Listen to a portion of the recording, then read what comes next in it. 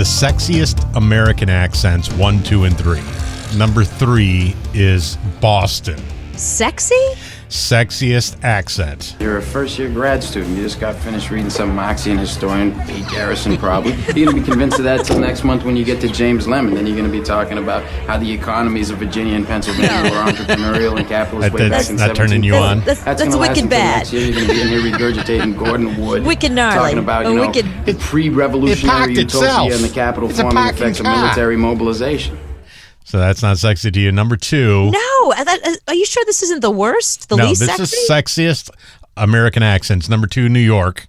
If you disagree, like a Lincoln is better than a Cadillac, forget about it, you Mm-hmm. know? But then it's also like if something is the greatest thing in the world, like Mingitos peppers, forget about it. You know? No, not sexy. Sometimes it just sexy. means forget about I'm it. from here, and I will tell you that we have the least sexiest accents in the country. But Long Island is different than New York. Well, that's the problem. New York City is different than Queens, which is different than upstate New York, which is different than Staten Island, which is different than Long Island. The New York accent, look, none of them are sexy. So it doesn't really matter which region you're talking about, but I think none of them are sexy. Yeah, dog coffee. I'm from here. No, not sexy. Sexiest American accents, number 1, Texas. I'm Matt McConaughey. I will be giving you the howdies from Texas. Bless your heart. Y'all, that's just an easy one. You all hat, no cattle.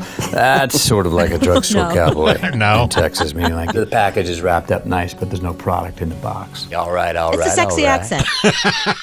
But that's the thing. So I guess they asked actual people what the sexiest were, and then they asked people who are deaf what the next 2 were, because it's the only explanation for why they would choose Boston and New York. It's just like they threw a dart at a map and went, okay, great, that's 1, 2, and 3. Well, really the only accents that really stand out, Midwest, and right. and that's not very sexy at all.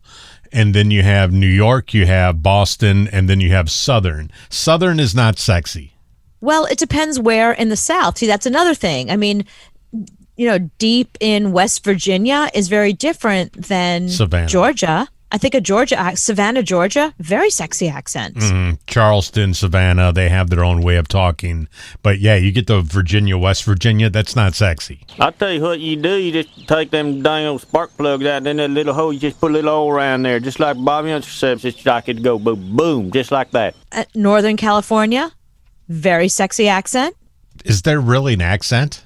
Yeah, you know, it's less hippie, but it's more, I don't know. I've had a lot of friends from Northern California. That's a sexy accent. It's like a Seattle type of thing, I guess. Yes, yeah, exactly. Where you could tell they're not from wherever you're from, but there's something about it that's different but kind of appealing.